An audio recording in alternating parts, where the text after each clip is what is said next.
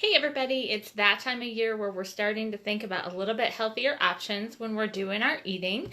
And so I wanted to just show you a few new tools for your kitchen that might help you with some of your healthier eating. So one of my favorites is actually the salad spinner.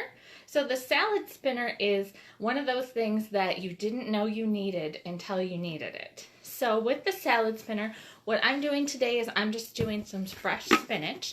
So I've got my colander full of spinach leaves. I've filled the bowl twice with water. I've rinsed the spinach, dumped it, put clean water in, rinsed it again, and now the spinach has just been sitting here a few minutes.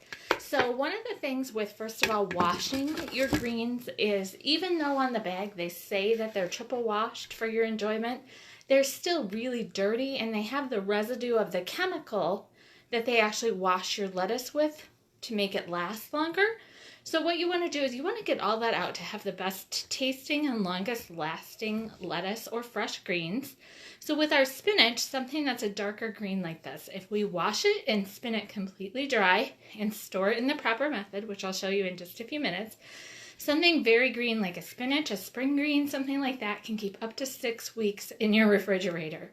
So most of the time we buy the bags of the produce, like the spinach or the lettuce or the romaine or whatever it might be, and we put it in our refrigerator. We open it, we eat one salad out of it, we put it back in the fridge, we go back to it, and we end up having to throw the whole rest of the bag away because it's gotten brown and slimy and really yucky to eat. So when we take our lettuce, when we get home, so I've just been to the store today, so I'm doing some of my veggie prep here. Wash your lettuce, your spinach, whatever it is that you have for a green, and then we're going to spin it completely dry. So we're going to put the lid on. Now the lid has a couple different functions here. This is just the slider lock for the handle, and this black button here is the brake, which we'll be talking about in just a few minutes. So we're just going to put the lid on, and we're going to just spin to get all the water out. And you can see the water kind of vibrating off the spinach onto the edge of our container. I apologize for making our video bumpy too. But the salad spinner can go up to 13.2 miles per hour. So it really does spin things off nicely. Now we can let it stop by itself, or we can use the brake. So when we use the brake, that immediately stops the spinning. And you can see our spinach is looking pretty dry here, and look at all the water that we've gotten off our spinach. So imagine if we would have stored that with all that water in there, then it's going to start to get slimy and gross right away. Plus, if you would eat your spinach with all that water on it, even if you're going to eat it right away and not store it, your dressing is going to get all watery and slimy and not stick to your spinach leaves nicely. So we've got our spinach. I probably would spin this another couple times just to get it nice and dry. So just giving another couple spins. Now the salad spinner is not just for our lettuce, our spinach, our salad greens. You can also spin berries in here.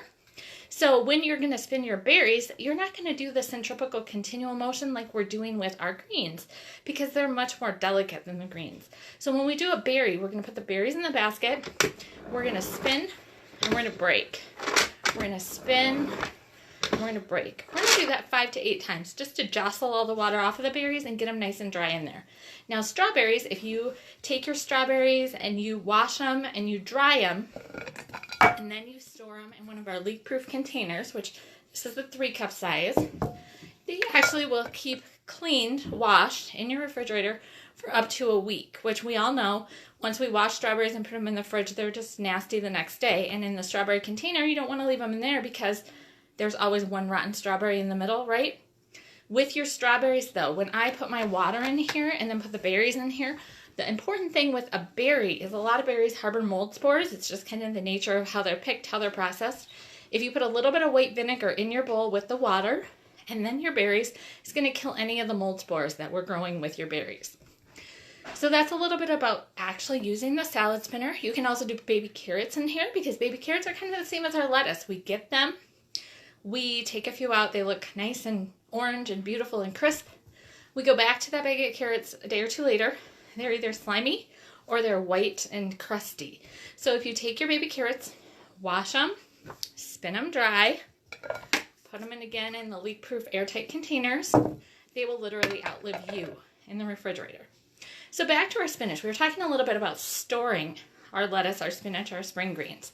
So you can put them in an airtight container. You can put them in just a regular container in your fridge. but for the maximum life of your produce in the fridge, I pair the salad spinner with our stainless steel mixing bowls. Now this is the medium size.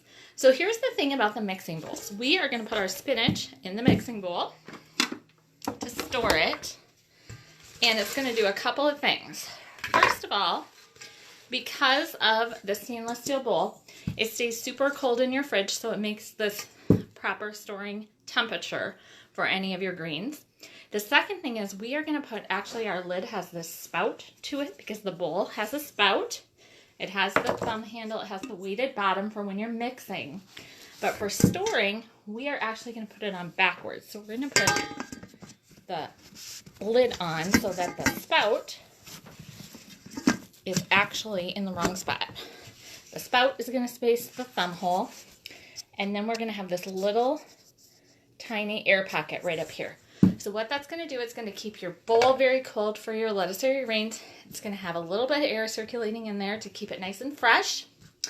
And this spinach, I could put it in the fridge and go back to it 4 to 6 weeks from now, and it's going to look exactly the same as when we put it in today. Now, I'm actually going to be eating this spinach, so it's not going to last that long in my fridge.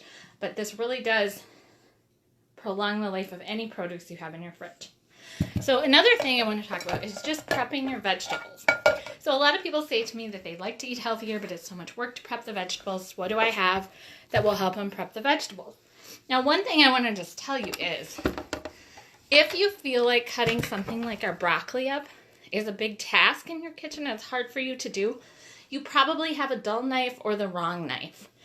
So a good knife in the kitchen is going to make a ton of difference in your preparation. It's going to make a ton of difference in actually how you are able to cut things, how you're able quickly to cut things. So our cutlery is a forged cutlery, and what that means is when something has a forged edge, it's a precision edge. So this knife has been heated and cooled and pounded to a precision edge that's going to stay sharp. Now with our knives, we do recommend that you get the honing tool, which what the honing tool does is you run your knife through it every 3 to 5 uses, and it takes a little metal shaving off the edge of your blade. And what it's doing, it's keeping your blade in alignment with your knife. It's a full tang blade. It goes all the way through the handle, so you're never going to have your handle break off your knife. But you want to keep that blade in alignment with your knife because then it's not going to curve the edges of your blade when you're cutting down on it. So this is our utility knife. This is a great starter knife. If you just aren't sure about if you need a good knife or what kind of knife you need, this is a great starter knife. A couple of reasons why. It's kind of a middle-sized knife. So it's small enough we can do some pairing like we're going to do with our vegetables today. We're going to cut up some broccoli with it. But it's large enough that you can do a little bit of the bigger jobs like slicing into meat or something like that with it. So we're just going to take our broccoli, and I'm going to try to just turn you down here so you can see it a little bit. So we're just going to trim up the broccoli. I'm just going to take the rubber band off. Now I've washed this and just let it dry a little bit. And I don't care for the stem of the broccoli. So I'm just going to snap that off here. Now, also important when you're prepping vegetables is your cutting board. So we are using our large grooved cutting board. This is my favorite one. Couple of things about our cutting boards. First of all, they have this grippy edge to them. I don't know if you can see that, but it's silicone grip. So it stays in one spot. It's not going to move around while you're trying to cut things, which is very important because you're working with a really sharp knife. So there's that aspect of it. The second aspect of this board is it has this groove all the way around the edge. You can see just this little indentation here. So in this groove, it actually holds 3/4 of a cup of liquid. So what that means is if you're cutting a roast or a pineapple or a watermelon or something very juicy, it's going to hold all that liquid on your board, and it's not going to make a puddle of mess on your countertop. Now the other thing to know about this board is when you flip it over, the entire side is solid. So what that does is it gives you a large cutting surface, and it gives you a dough rolling surface, and it gives you a nice meal preparation surface. This is not going to harbor bacteria. It also, because of the material that it's made of, you can, if you do get some deep cuts in here and you don't really like that, you can take a very fine grade sandpaper and just sand it off, and it's going to give you a new cutting surface. So it's kind of renewable. So again, this is the large grooved one. We also have the little bar one, which is great for lunch boxes, and then the medium-sized one, which is more kind of make a sandwich, cut up a few carrots, something like that. This is kind of your workhorse in the kitchen. So if you always pair a good knife with a good cutting board, you're going to make your knives last a lot longer. So again, here's our utility knife. We're just going to trim our broccoli up, and you can see how nice and easy it goes through it. And I can just pare this broccoli down in really not very much time at all, and I've got it all cleaned here. And I don't do the stems, I just like the florets, so we've got it all cleaned up in just a few seconds. So again, the good knife makes a ton of difference. Now for some vegetables that we're gonna do, or if our spinach like we have, we're gonna make a salad for lunch, and I don't like the big leaves of spinach to try to eat that. This is another healthy eating tool that is a must-have in your kitchen. So this is our salad chopper. It works awesome for making your own chopped salad right in the bowl. You can throw all your ingredients in, an egg, a carrot, an onion, whatever you want in your salad, and you just go in and chop, chop, chop. So I'm just going to show you with the broccoli here how it works. You just get in here, and if you're in a bowl, you just keep chopping away until it's nice and fine. Now, this guy here has a lifetime warranty. It's perfect for making fresh salsas or guacamoles. You put all your harder ingredients in the bowl first, so it'd be like your onions and your peppers. Chop, chop, chop. You add the softer ingredients, like maybe tomatoes or your avocado or whatever it is. Chop, chop, chop, and you've got it all in one bowl in seconds. Also, this is wonderful for cutting up cooked meat. So if you've done some chicken breasts, maybe you're going to grill them on our grill pan, use them for salad or something like that. You can grill them and then just throw them in a bowl with this. Chop them all up.